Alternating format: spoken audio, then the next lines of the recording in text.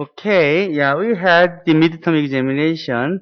Uh, so I'm going to review what we have done.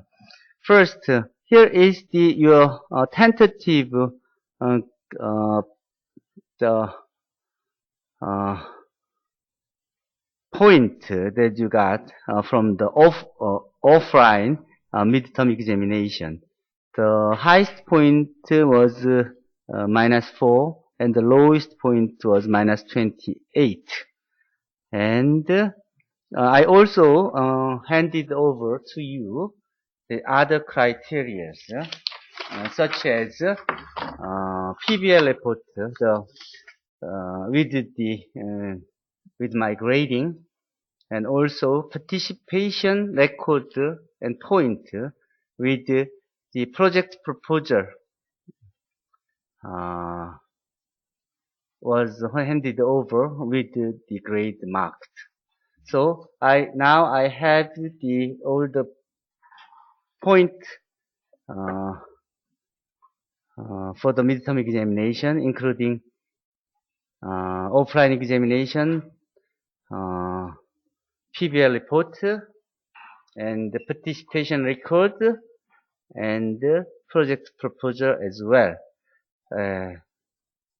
Okay, so now we are supposed to start to concentrate on what you said to do from now on. Okay, and here I have given the solution for the offline midterm examinations here.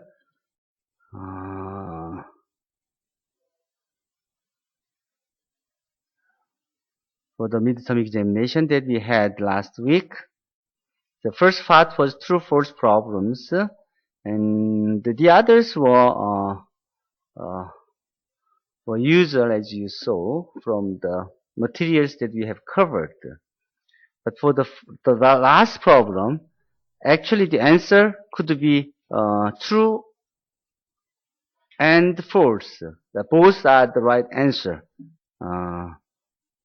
Because this you may face this type of problems often in real life, real situations.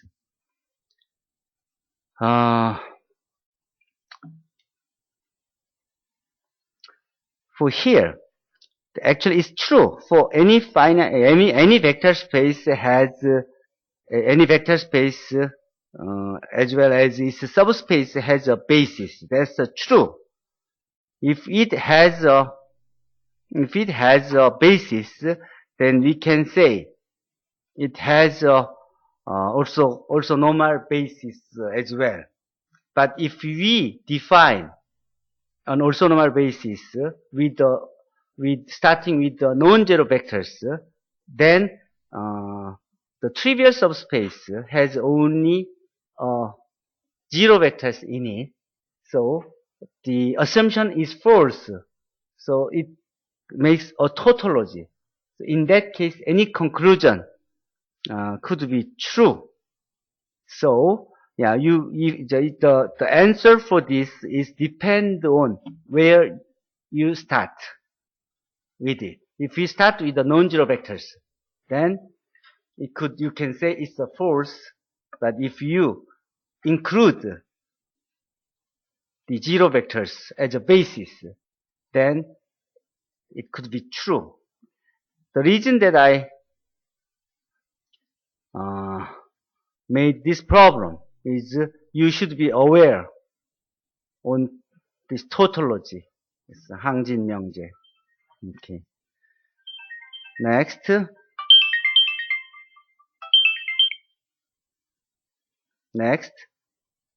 There are 5 problems that you're supposed to state or define on Cauchy-Binet formula and the power method and the process of constructing the Google matrix.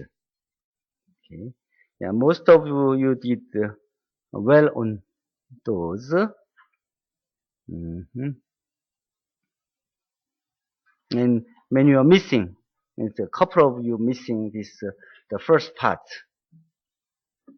of Google Matrix G, which is consists of ms plus 1 minus me, when m is a number between 0 to 1, and e is a matrix formed from the vector whose entries are all ones. Okay. And I also give some more information that that how you use this Google matrix to find the largest eigenvalue and its corresponding eigenvectors. Next, is the definition for the matrix representation of a linear transformation with respect to a given basis alpha and beta respectively. And the next part was how do you find the Jordan canonical form and the invertible matrix Q that makes Q inverse AQ is a Jordan canonical form. Yeah, most of you did okay, but uh, uh, no one gave the full details of what it was supposed to be given. Yeah, so now if you go through, then the step should be, if you should find the eigenvalues and eigenvectors first, and if after you find the eigenvalues with the counting with the multiplicity, then you can find the linear independent eigenvectors that says that that matches with the geometric multiplicity with over each eigenvalues. Then you may utilize the technology or CAS tools to use to program the dot diagram algorithm to find the Jordan canonical form. Actually, this is the algorithm that you make dot diagram with these numbers R1, R2, and R3, R4, and those makes the dot diagram, which gives us a clear picture of the Jordan canonical form. And the last part was this was what I asked you to do.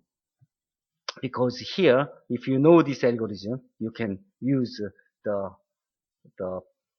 ready-made the source or Sage source or any mathematical maple source command to find the Jordan canonical form of a given matrix. So I asked you to write this part for an eigenvalue with the algebraic multiplicity 10, then how you can find the invertible matrix Q. Here, since you know the Jordan blocks clearly with the number with the three linear independent eigenvectors, so you also know the size of these Jordan blocks. So you form three of these equations to develop the generalized eigenvectors of that size to make the blocks.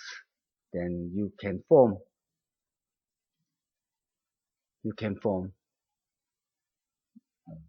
a direct sum of those block matrices to form a matrix Q that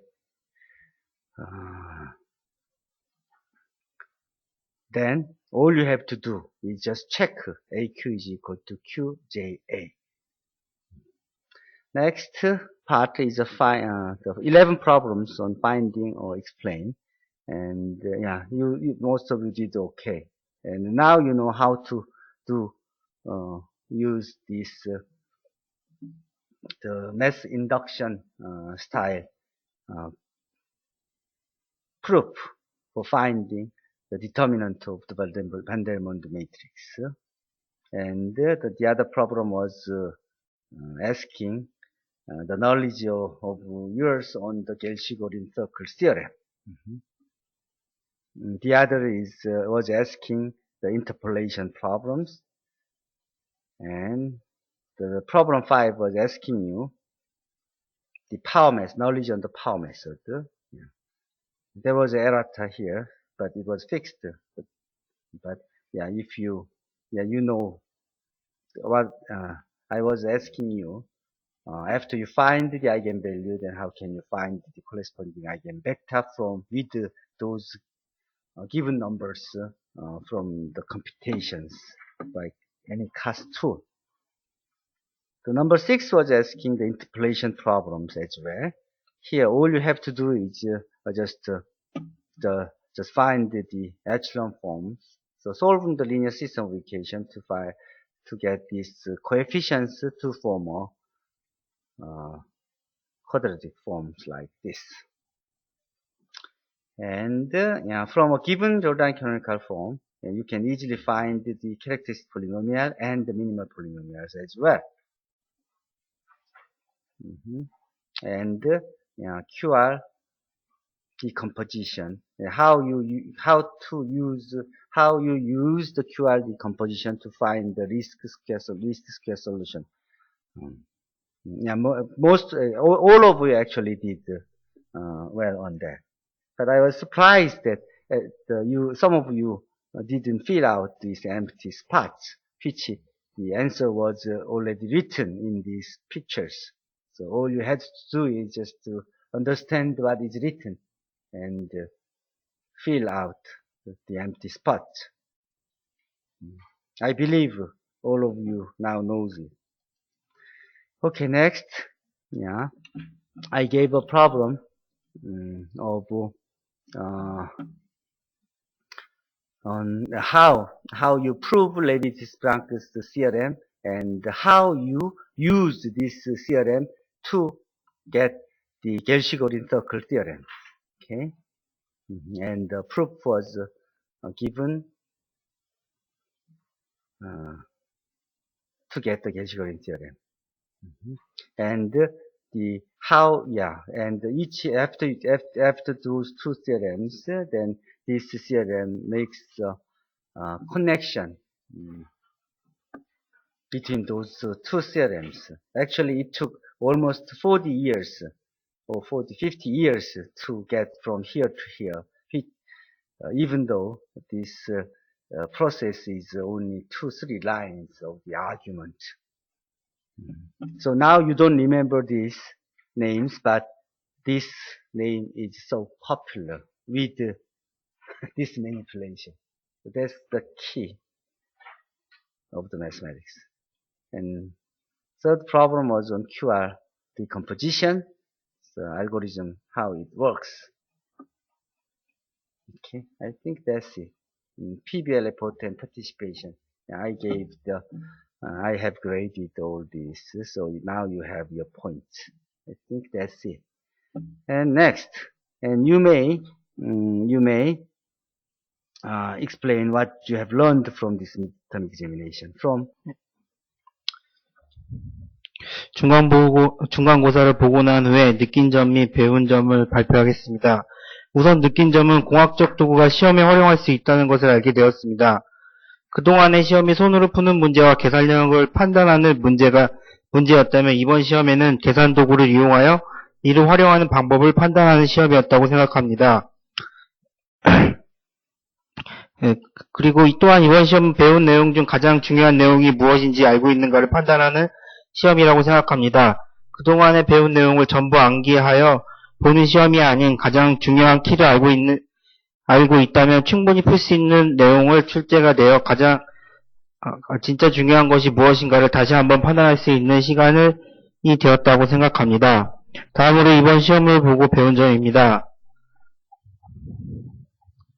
첫 번째 파워 메소드에서 답을 적을 때 가장 난해했던 부분이 람다원에 대응하는 고유 벡터를 찾기 위해 다음의 두 벡터의 AK 플러스 1X와 AKX의 성분들을 비교할 수 있다. K의 값이 충분히 크다면 XK 플러스 1이 란다1 XK 플러스 1의 거의 근사한 값을 얻을 수 있다. 이렇게 가장 큰 고유 벡터는 란다1을 찾는 방법을 파워 메소드라고 한다. 였는데, 충분히 큰 K에 대하여 란다1 분의 란다 i가 0으로 가고 있다는 걸 알고 있지만, 이를 이용하여 파워 메소드를 진행하는 것을 알고 있지만, 이를 적절히 표현하지 못한 것 같습니다. 그런데 시험이 끝난 후 솔루션을 보며 다시 정리할 수 있는 기회가 된 것 같습니다. 또한 5번 문제는 제가 오타를 내서 많은 동료들이 좀 혼란스러웠을 텐데 여기에 마이너스와 이쪽에 마이너스를 오타를 내서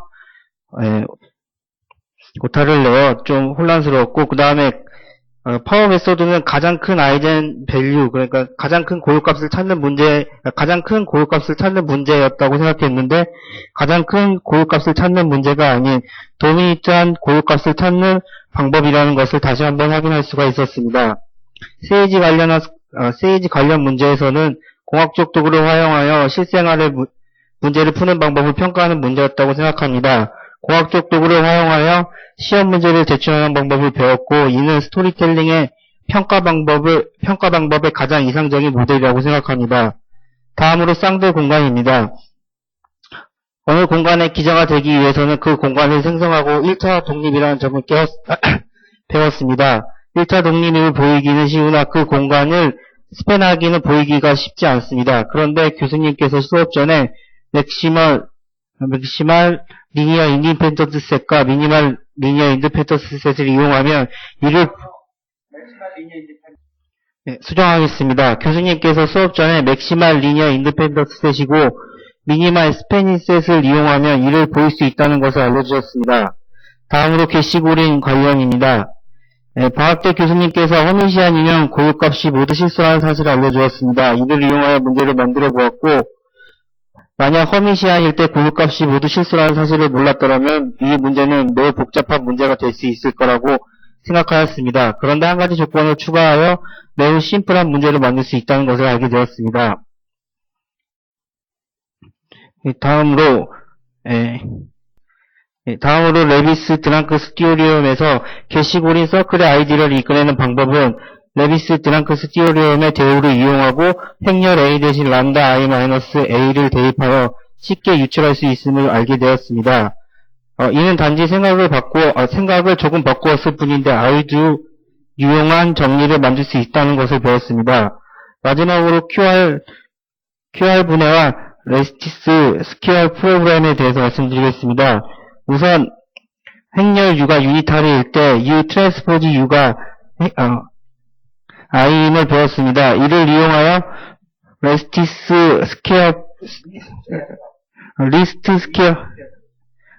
스퀘어 프로블럼의 QR분해를 이를 이용하면 리스트 스퀘어 프로블럼을 QR분해를 이용하여 구하면 쉽게 구할 수 있음을 배웠습니다. 이상입니다. 네, 중간고사를 보고 난 후에 느낀 점을 발표하겠습니다. 일반적으로 시험이라고 하면 증명하시오, 아는데요, 적으시오 또는 트루 폴스 문제를 생각합니다. 그리고 저도 그동안 그런 문제의 시험을 주로 봐왔습니다. 그런데 이번 대수 및 기하 모델링 세미나 시험을 보고 난 후에 느낀 점은 어떤 과목이 정리나 이론들이 있을 때 그 이론들에 대한 증명을 모두 외워서 쓸 수 있을 정도로 공부하는 것이 바람직한 공부 방법이 아니라 그래? 제가 표현하는 방법이 좀 잘못된 것 같습니다. 네. 그 이론들에 대한 이 증명이 담고 있는 수학적 의미와 여러 가지 수학적 배경이 무엇인지, 이 증명에서 중요한 포인트가 무엇인지, 이 증명을 공부하고 이해하면서 어떤 것을 내가 깨달았는지, 또한 이 증명과 다른 이론들의 관계가 어떠한지에 대해 초점을 맞춰 공부하는 것이 바람직한 공부 방법이라는 것을 알았습니다. 따라서 이번 시험을 통해 올바른 공부 방법에 대해 생각해보는 계기가 되었습니다. 네, 안녕하세요. 저는 정혜인입니다. 이번에 중간고사를 보면서 느낀 점입니다. 네, 그동안 시험을 보기 위해서 무조건 외우고 이해보다는 외우기 방법을 방법으로 공부를 하였는데 교수님 수업을 들으면서 무조건 외우는 암기식의 공부가 아니라 전체적인 흐름을 알고 거기에 구체적인 내용을 다시 알아가는 방식을 하면서 제가 이제 나름 나올 만한 문제들을 뽑아봤는데 저는 전체적인 거를 다 알아야 한다고 생각을 했지만 교수님께서는 이제 키포인트를 알고 그 빈칸에 채워 나가면서 문제들을 풀어 나가는 방법에 시험 문제를 내셔서 처음에는 조금 당황스러웠지만 공부를 조금만 해봤다면 누구나 쉽게 조금만 생각을 해보면 풀 수 있는 문제들이었습니다. 그리고 이제 세이지를 이용한 문제들 같은 경우도 세이지의 장점인 명령어를 외울 필요가 없다라는 강점처럼 교수님께서 물어보신 문제들은 기본적인 명령어들이 시험 문제에 나와 있어서 세이지 문제를 푸는데 쉽게 풀 수 있었던 것 같습니다. 그리고 조르던 표준형 문제에 대해서는 정말 잘 알고 있다고 생각을 했었는데 조금 다르게 내니까 당황하면서 제가 헤매게 되는 걸 보면서 응용을 하고 좀 더 다르게 생각하면서 공부를 해야 한다는 것을 많이 느끼게 되었습니다. 그리고 Q&A를 참여하지 않게 된다면 시험이라고 해서 진짜 시험 공부하듯이 공부를 할 수밖에 없는 상황이 만들어지는 걸 보면서 많은 문제에 참여를 하고 참여를 하면서 수업 시간에 배운 내용을 정리해야지만 이제 따라갈 수 있다라는 것을 다시 느끼게 되었습니다. 네, 그래서 중간 시험을 이제 기점으로 배운 개념과 문제들을 모델링 문제를 바탕으로 해서 앞으로 프로젝트와 모델링 문제를 푸는데 많은 도움이 될 것 같았습니다. 네, 감사합니다. 네, 홍지혜입니다.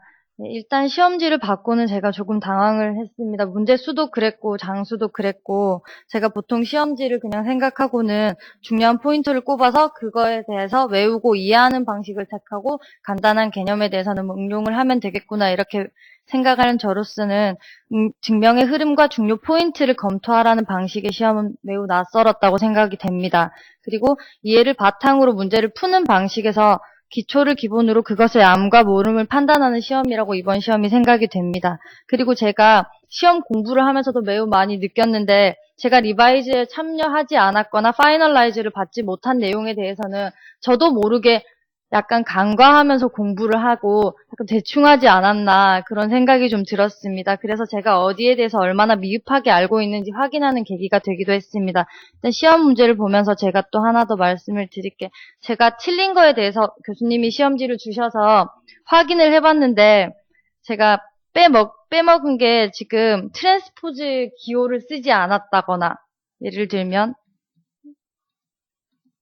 여기 지금 구해야 되는 게 여기 예를 들면 여기 트랜스포즈 이런 거를 쓰지 않았다거나 행렬 표기할 때 행렬을 나누는 그 발을 쓰지 않아서 제가 감점이 된 것도 이렇게 매우 많아서 나름대로는 꼼꼼히 했다고 생각을 했는데 이걸 틀리는 걸 보고는 정말 그 겉으로만 핥아서 공부를 하지 않았나 그런 생각을 좀 했습니다. 시험지를 받고는. 그리고 또 계산이 안 된다고 이런 거에 또 집착을 해가지고 제가 이게 왜 자꾸 틀리게 나오지 이렇게 하니까 나중에 또 시간이 부족해서 아예 못 쳐다본 문제가 생기는 걸 보고 제가 좀 이런 거 안 되면 좀 넘어가야 하는데 이런 생각도 좀 들었습니다. 제 스스로는. 그리고 저 하나 더 느낀 게 제 생각에는 지금 맨 마지막에 여기 정규 직교화 과정에서 시험 문제를 아이디어를 통째로 이렇게 냈으면 더 좋지 않았나. 왜냐면 이거 푸는데 공부를 하지 않아도 C11, C21 같은 경우는 간단하게 채울 수 있다고 공부를 안 해도 이 글만 보면 채울 수 있지 않았나. 그런 생각도 좀 개인적으로 풀면서 했습니다. 네, 홍지혜입니다. 어쨌든 의도는 뭐였냐면 여러분들이 실제로 그 수업을 들으면서 공부를 하지만 수업을 들을 때도 이해를 하고 또 물어보기도 하고 답도 하고 그리고 또 시험 준비를 하면서도 외우지만 그럼에도 불구하고 그래도 그 델리케이트한 부분에서 여러분들이 그 잘못 이해하고 있는 그런 그런 분들을 시험을 통해서 시험을 보는 동안이라도 그걸 정확히 그 이해하기를 바라는 마음에서 여러분들이 시험을 치르면서 배울 수 있도록 그렇게 시험 문제를 낸 거예요. 그리고 실제로 그래서 이렇게 되는 거라고 이해하면 그 다음에는 실제로 그거를 이해했기 때문에 그걸 도구를 이용하거나 뭘 이용해서라도 바로 그 실제 컴퓨테이션을 할 수 있게끔 하는 그런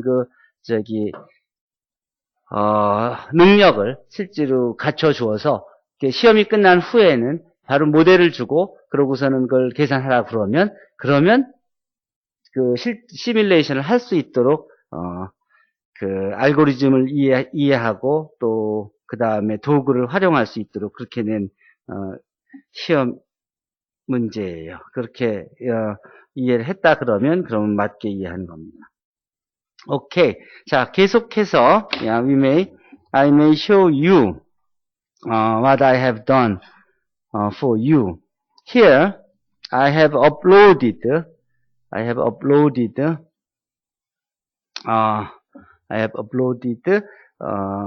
some of the Excel files for the content that we're going to cover over this week. Here, I have uploaded the general growth model and the population dynamics models and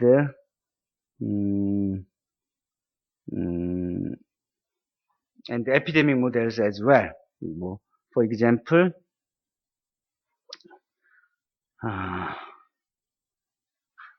if you download it, then you will see the Excel files that we have made at the level that we have indicated in the earlier classes. All these will support the lectures that I have uploaded on last Thursday in the campus. With this, I expect you to do this as written. First, you should take the lesson that I'm giving you on the iCampus, and then try to understand what it was said. Then choose your model from some of the problems in textbook or other sources that you can choose from web or textbook. And then use the given file to do mathematical modeling simulation as much as you can. Then after those simulation then you're supposed to get your conclusion on it. Then to start to write the Word file that explains what you have understood, and the Sage files that you try to do the mathematical simulation, what you have done with Excel here, if you can, and upload it in Q&A. Then discuss on what you did and make questions that you have had on those processes, or give your comment on others' work. Okay. Then in Monday class, I will give you the chance to show what you have done and discuss what you can do with it. Okay, next. I'm going to go to the lectures that I have uploaded here. I told you some of the histories of the American mathematics, which is a kind of the benchmarking target of 21st Korean mathematics. Okay, and you're supposed to look over that. And also, I have uploaded the lectures on growth model and component analysis and epidemic models and SIR model and SIR model with birth and death. Okay, so if you go there, then you will see the lectures that I have given.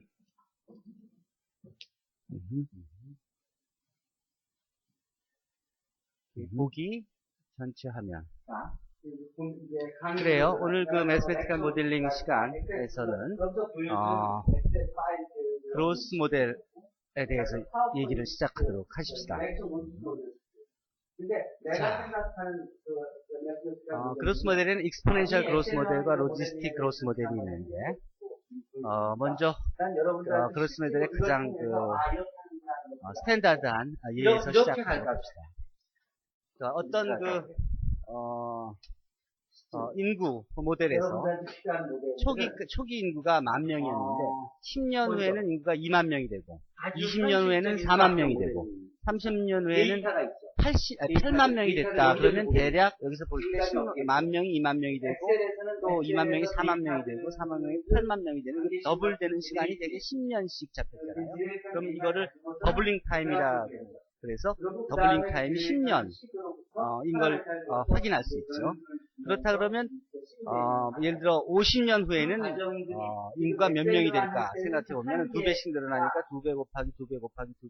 현실에서 얼마큼 쓸 수 있을까? 5승 곱하기 10,000명. 좀 더 나은 방법이 되는 것을 쉽게 확인할 수 있죠. 그렇다면 10 곱하기 t년 후에는 인구가 어떻게 되겠냐 하면 2의 t승 곱하기 10,000명 이렇게 이니셜 그런 포퓰레이션을 곱해서 얻을 수가 있겠죠. 자, 이거를 일반화시키면 더블링 타임을 TW이라고 정의하면 T년 후의 인구수는 이니셜 밸류 곱하기 2의 T 나누기 더블링 타임 T를 더블링 타임으로 나눈 숫자만큼을 파워를 이해해주는 수를 이니셜 밸류에 곱해주면 T년의 인구수를 쉽게 예측할 수가 있습니다.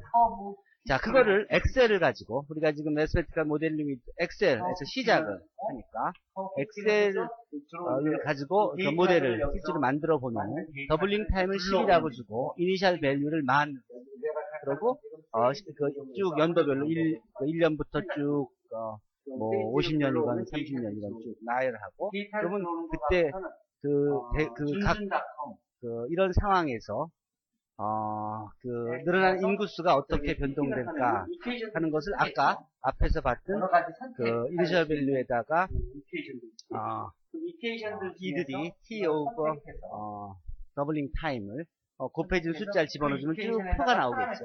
이 표를 그냥 이 숫자를 계산해서 집어넣을 필요가 없으니까 엑셀에서는 스스로 계산을 해주니까 숫자들을 제너레이트하게 해주고 그 다음 여기다 식을 여기다 그 말 그대로 B2가 이니셜 밸류라 그러면 이니셜 밸류 곱하기 2의 T 2의 파워 해주기를 A의 6번째는 요 자리에 있는 숫자를 또 T 2열을 나눠주기를 T의 더블링 타임이 B의 첫 번째에 있는 자리니까 집어넣으면 줄에서 쭉 발을 내리면은 T년 후에 20년 후, 30년 후에 숫자들이 쭉 나오죠. 여기서 보다시피 10년 후에 10,000명으로 시작하면 10년, 더블링 타임이 10년이라 그러면 10년 후에 2배가 되고 또 10년이라서 2배가 되고 하는 식으로 아까 봤던 식이 나오겠죠. 이걸 엑셀표로 만들고 나면 자연스럽게 도표를 만들 수가 있고 그리고 그렇다면 이 식을 짜놓고 나면 이니셜 밸류를 달리하면 바로 다른 표가 만들어지고 그림이 만들어지고 그리고 더블링 타임을 바꿔주면 다른 표가 만들어지고 그렇게 하는 그림이 있고 그러니까 한번 요 간단한 엑셀 세팅에 의해서 앞에 어떤 연결시킬 수 있지 그 모델에 대해서는 시뮬레이션을 컴퓨테이션을 전혀 부담 없이 할 수가 있습니다.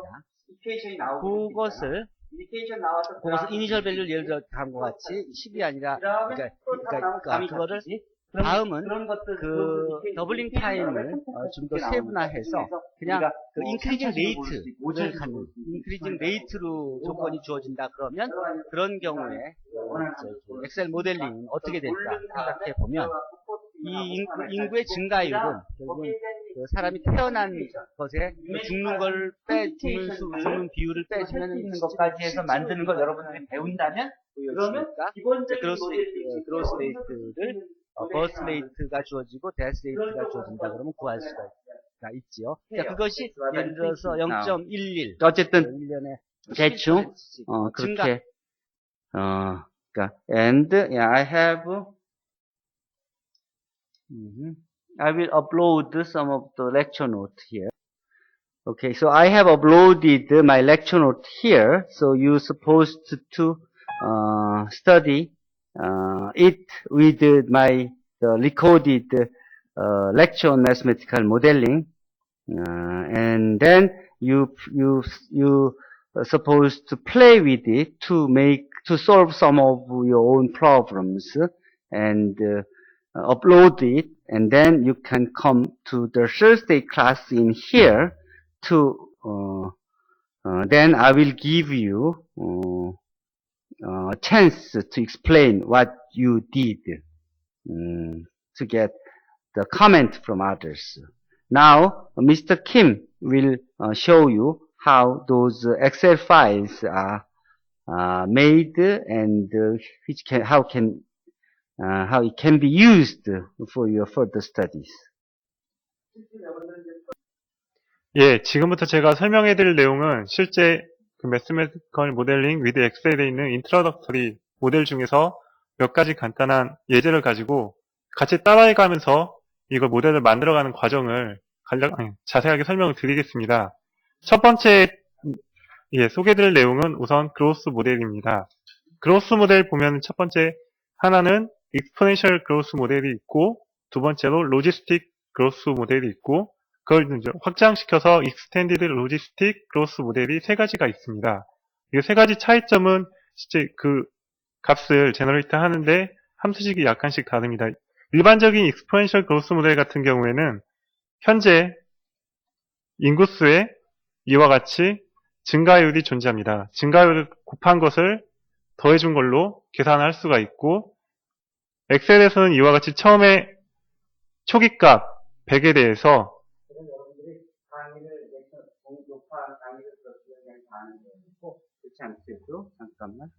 Okay, yeah, you may here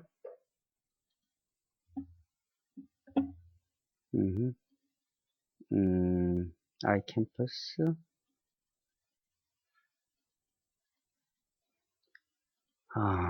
here, yeah, gross models. Okay. What Mr. Kim was trying to explain here is these are the models and these are the theories and equations that you're going to deal with. Okay, these are the second model that he explained, and the other one was the first model, and the other is component analysis that the next Excel files are showing. And these actually models are quite simple, as you see here. So if you just follow it, what I explained in the lecture, then you will easily understand what we are trying to deal with this kind of linear system of equations here. And these Excel files are what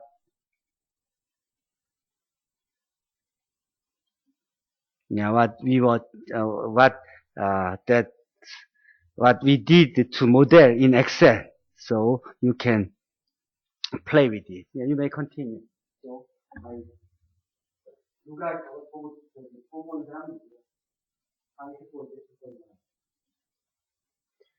우선 이와 같이 증가율, 초기값, 수용 용량, 그리고 산수 K를 이와 같이 정의를 합니다. 정의를 하기 위해서 초기값 같은 경우에는 값이 크기 때문에 굳이 스크롤바를 사용하지 않아도 이와 같이 여기 값을 입력하면은 그 초기값을 입력할 수 있습니다.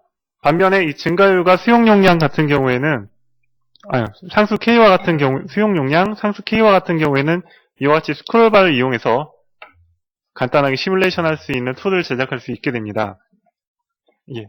증가율, 우선 증가율은 이와 같이 이제 0에서 100%로 놓는다면 0에서 100%까지, 최소값 0에서 가장 큰 값 100까지 놓을 수 있습니다. 그런데 저번에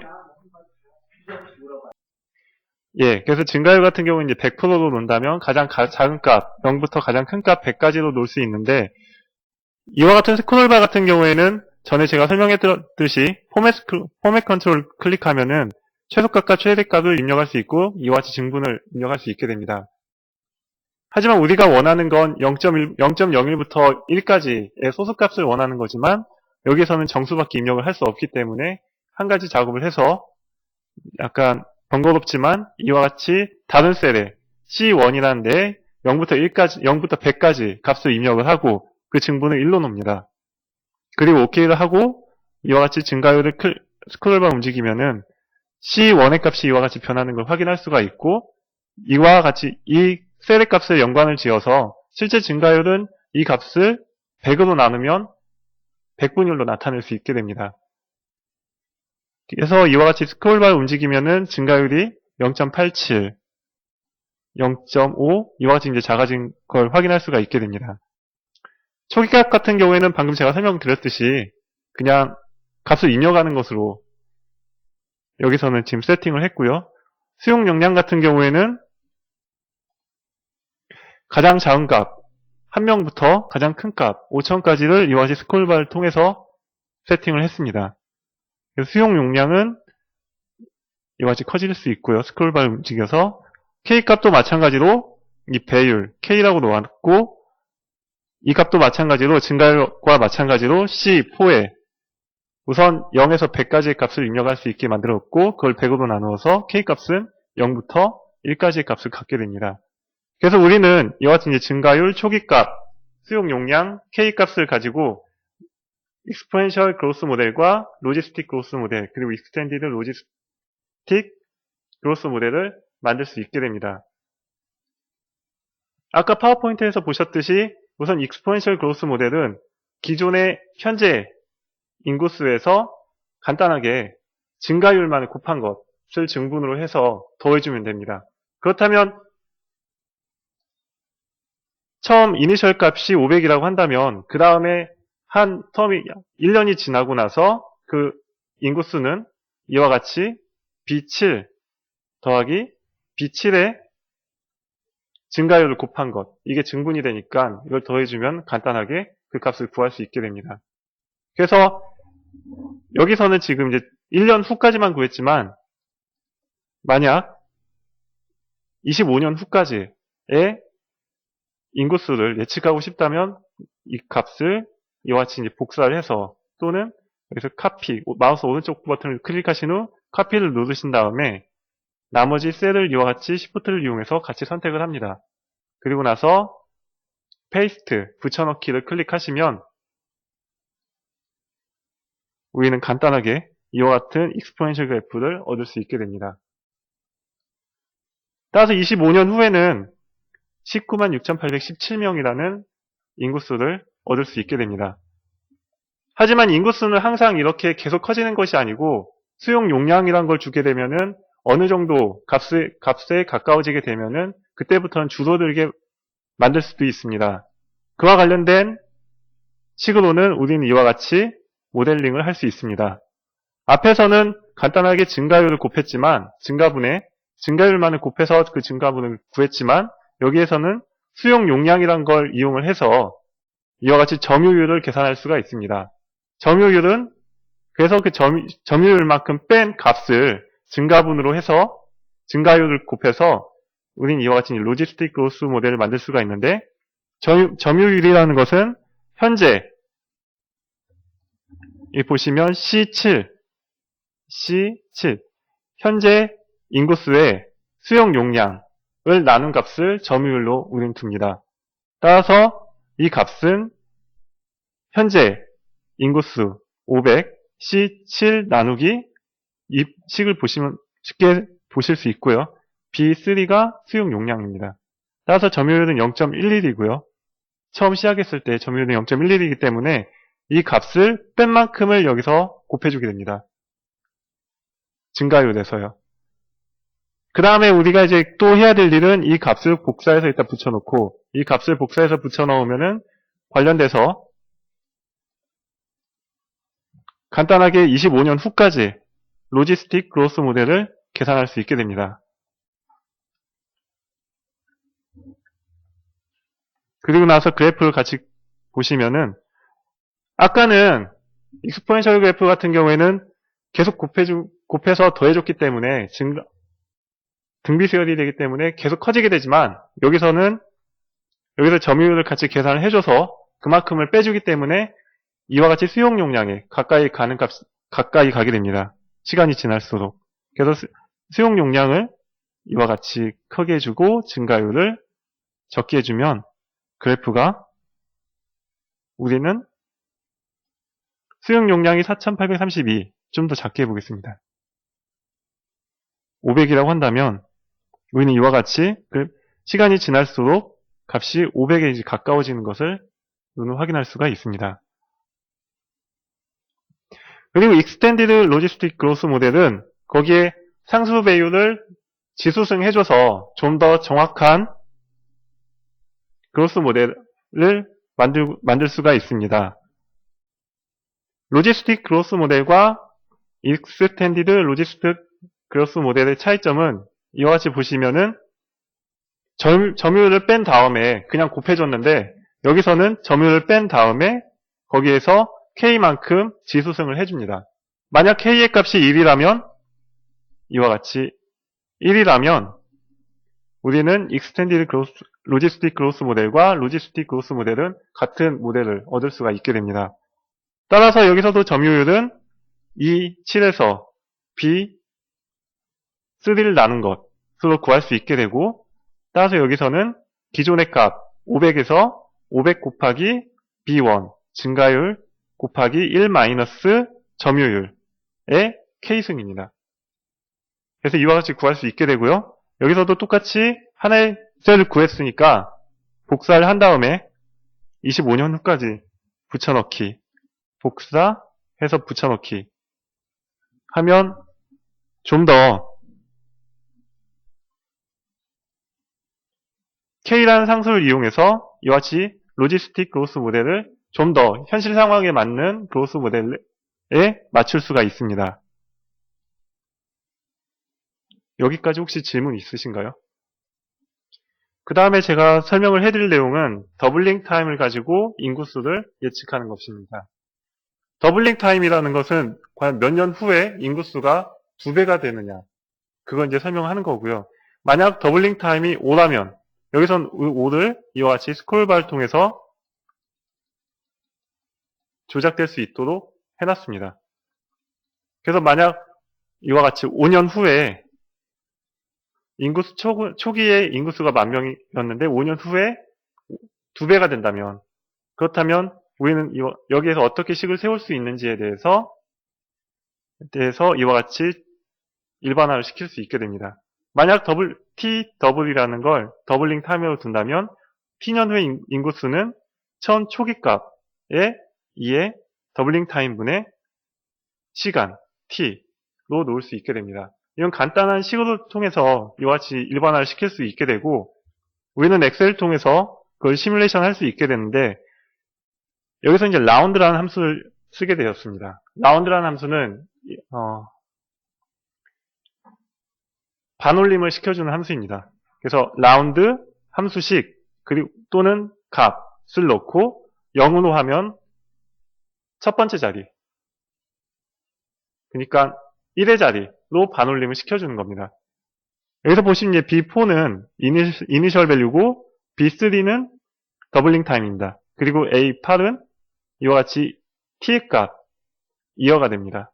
따라서 이 식을 엑셀에 그대로 대입하면 이와 같은 이제 값을 얻을 수 있게 됩니다.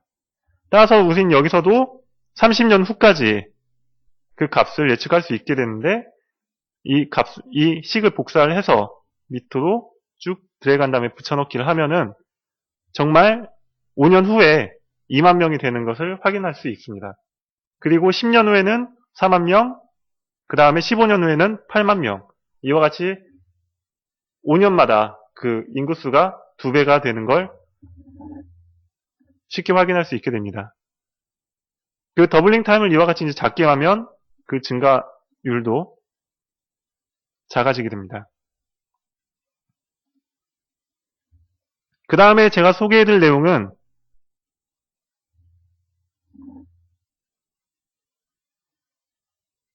증가율을 이용해서 더블링 타임을 예측해내는 겁니다. 정확한 값이 아니고 여기서는 룰 오브 70라고 해가지고 이와 같이 더블링 타임을 예측할 수 있게 됩니다. 여기에서 이제 제시하는 것은 실제 증가율이 15% 이내에 들었을 때에는 그 증가율을 가지고 70을 증가율로 나누게 되면 더블링 타임이 나온다는 겁니다. 그래서 그 값이 맞는지를 확인해 보기 위해 우리는 처음에 초기 값을 100으로 놓고 증가율을 18%로 놓고 우리는 이와 같이 처음에 제가 설명드렸던 익스포넨셜 모델을 만들 수 있게 됩니다. 그래서 B8, 100 더하기 100 곱하기 증가율을 18로 놨기 때문에 100으로 나누면 0.18이 됩니다. 따라서 여기선 카피를 해서 30년 후까지 붙여넣기를 하고 놓으면 우리는 더블링 타임을 룰 오브 70를 가지고 예측을 할 수 있게 되고 대략적으로 4년 후에 2배가 된다라는 걸 알 수 있게 됩니다. 정확한 값은 아니지만 여기서도 보시면 처음에 100명으로 시작을 했다면 4년 후에는 194명, 8년 후에는 거의 400명에 가까운 수를 얻을 수 있게 됩니다. 그래서 이 두 가지 처음에 익스포넨셜 그래프와 더블링 타임을 이용한 그래프와 익스포넨셜을 이용한 그래프 두 개를 가지고 두 개를 비교할 수 있게 됩니다. 이 식을 만드는 건 앞에서 했기 때문에 똑같이 수식을 넣고 나서 붙여놓고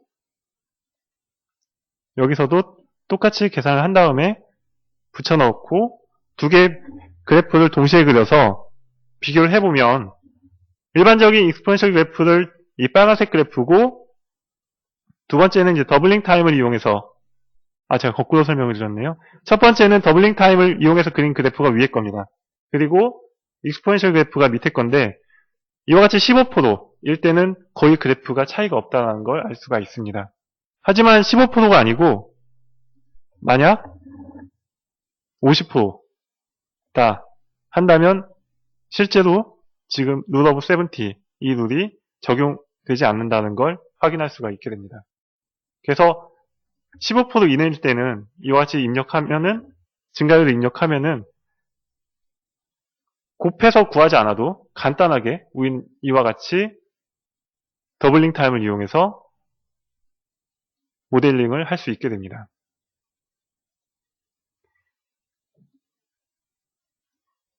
또한 더블링 타임을 정확하게 구해낼 수 있는 식도 있습니다. 이와 같이 이제 그로스 레이트를 R이라고 둔다면 로그 1 플러스 R분의 로그 2는 더블링 타임이 정확하게 됩니다. 식을 구했기 때문에 처음 여기에서는 익스포넨셜 모델을 만들고 일반적인 익스포넨셜 모델을 만들어서 만들고 여기에서는 이 룰에 의해서 더블링 타임을 구할 수 있게 됩니다. 그래서 우선 여기서 더블링 타임을 로그 1 플러스 2, 3 R분의 로그 2로 구할 수 있게 되고 그 더블링 타임을 가지고 우리는 이와 같이 이제 모델링을 할 수 있게 됩니다. 붙여넣고 그래프를 이제 동시에 그렸습니다. 그래프가 일치한다는 걸 쉽게 알 수 있고 그 비율이 15%, 20%, 심지어 50% 그렇게 된다고 하더라도 정확한 모델을 예측할 수 있게 됩니다. 혹시 질문 있으신가요? 예, 인구 유동 문제입니다. 인구 유동 문제에서는 두 마을 A, B가 존재합니다. A에서 B로 이동하는 이전 비율이 15%고 B에서 A로 이전하는 비율이 12%라고 했을 때 그리고 처음 A 마을 인구수가 1000명, B 마을 인구수가 2000명이라고 했을 때 우리는 이 값들을 가지고 1년 후, 2년 후, 3년 후, 4년 후 등등등 N년 후까지 마을의 인구수를 예측할 수 있게 됩니다. 처음에 여기에서 A에서 B로 이전하는 비율이 15%라고 했기 때문에 1년 후에는 이 1000명에서 15%를 곱해준 만큼을 빼야 됩니다. 그리고 나서 B에서 A로 이전해 오는 비율이 12%이기 때문에 2000에서 12%만큼 곱해준 걸 더해주면 됩니다. 반대로 B마을 인구수에서도 처음에 2000명에서 시작하지만 B에서 A마을로 빠져나가는 인구수의 비율이 12%이기 때문에 2000 곱하기 12%를 빼주게 되고 그 다음에는 A 마을에서 유입되는 인구수가 15%이기 때문에 1000 곱하기 15%를 곱해서 더해주면 됩니다. 그래서 여기서 보시면 인구수는 간단하게 이와 같이 표현할 수 있습니다. 처음에 1000명 빼기 1000 곱하기 이전 비율 더하기 B 마을의 인구수 곱하기 B에서 A로 이전 비율 12%. 그러면 우리는 1년 후에 A 마을 인구수를 구할 수 있게 되고 반대로 B 마을 인구수도 그와 같은 방법으로 구할 수 있게 됩니다. 그래서 A 마을 인구수는 2년부터는 이제 식을 만들어 놨기 때문에 2년차부터는 이제 2년 후부터는 이와 같이 이제 영역을 선택한 다음 붙여넣기를 하고 그리고 B마을 인구수도 우리는 이와 같이 구할 수 있게 됩니다. 그러면 여기서 보시면 그 그래프를 확인할 수 있는데 어느 정도 시간이 지나면 스테이블한 상태로 변환한다는 걸 확인할 수 있게 됩니다. 여기서 비율을 이와 같이 이제 조작을 하더라도 우리는 두 마을의 인구수를 맞출 수 있고 만약 A마을과 B마을을 균등하게 맞추고 싶다. 그렇다고 했을 때에는 적당하게 이전 비율을 조작하면서 이와 같은 그래프를 얻을 수 있게 됩니다. 그리고 A마을 인구 증가율과 B마을 인구 증가율 두 개를 비교해보고 싶어서 이와 같이 하나의 셀을 두 가지의 열을 더 만들게 되었습니다. 만약 A마을 증가율을 이와 같이 놓는다면 1년 후에 A마을 증가율은 1120 나누기 1000으로 계산할 수 있게 됩니다. 즉 현재 인구수에서 그 전년도 인구수를 나누면 되기 때문에 여기서는 B5 나누기 B4 그렇게 계산할 수 있게 됩니다. 여기서도 마찬가지로 D5에서 D4를 나눈 값으로 그 증가율을 계산할 수 있게 되고 우리는 복사를 해서 30년 후까지 그 증가율을 계산할 수 있게 됩니다. 재밌게도 여기서 보시면 그 증가율은 이전 비율을 이와 같이 이제 조작을 하면은 나중에는 A마을에서 인구 증가율과 B마을 인구 증가율이 똑같아진다는 걸 알 수 있습니다. 예, 이상 여기까지가 마코프 프로세스였습니다. 그 다음에 이제 여러 가지 모델들을 만들게 되면서 이제 선형 모델과 같은 경우에는 행렬이 많이 쓰이게 됩니다. 행렬이 쓰인다면 행렬의 곱과 인버스를 이용해서 해를 찾는 것은 정말 중요한 문제인데요. 관련해서 엑셀에서도 해를 찾거나 이 행렬들을 이용해서 해를 찾거나 인버스를 구하는 것도 전부 다 같이 할 수가 있습니다. 예를 들어 이와 같이 두 행렬이 주어졌다고 하고 나서 그 두 행렬을 가지고 행렬의 곱을 구할 수 있게 됩니다.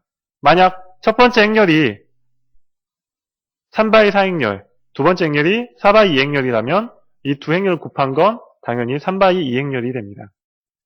첫 번째 행렬을 이와 같은 이제 배열로 놓게 되고 두 번째 행렬을 이와 같이 배열로 놓게 되고 그걸 가지고 그 곱을 구한다고 했을 때 방법은 다음과 같습니다. 첫 번째 일행 일렬 성분에 이와 같이 마우스 커서를 올리신 다음에 는 하고 M 매트릭스 멀티플리케이션 줄여서 M 멀트 라고 두신 다음에 파란색이 첫 번째 먼저 곱할 행렬을 선택했습니다. 그 다음에 쉼표하고 두 번째 곱할 행렬을 이와 같이 선택할 수 있습니다. 그 다음에 엔터를 누르면 이와 같이 일행 일렬 성분을 구할 수 있게 되는데 두 번째 일행 이열 성분을 구할 때도 그와 같은 방법으로 하는 것이 아니라 우선 첫 번째 성분을 구했다면 첫 번째 성분을 기준으로 3바이 2행렬이기 때문에 이만큼을 전부 다 선택한 후 F2를